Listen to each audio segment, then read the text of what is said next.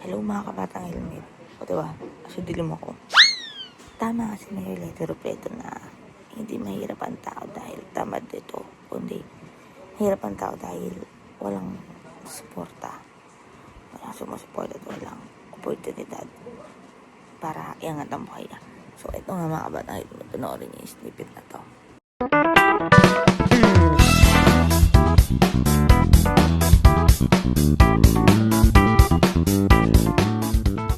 Yung tao dahil tamad, pero mahirap yung tao dahil sa kakulangan ng opportunities. Mahirap ang tao dahil konti yung malalapitan niya para mas mapabuti yung kanyang buhay. Yung mga kasama po nating MSMEs ngayong umaga, ito yung mga kababayan natin na sumusubok araw-araw para mapabuti ang buhay nila sa paghahanap buhay.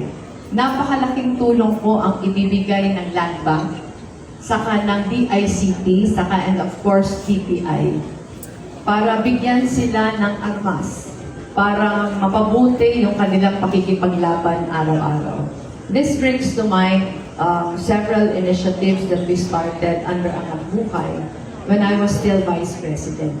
Nung bigla pong nagkaroon ng pandemic, napakarami nating mga maliliit na negosyante ang biglang parang nawalan ng armas.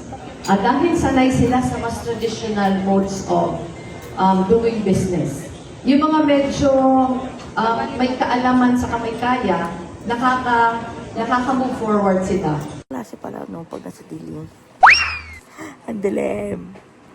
So kailangan talaga natin ang liwanag sa dilim. At si Marilyn Robredo yun. Period. So, kalimutan mag-subscribe, mag-like, mag-share, at mag-comment sa video na ito.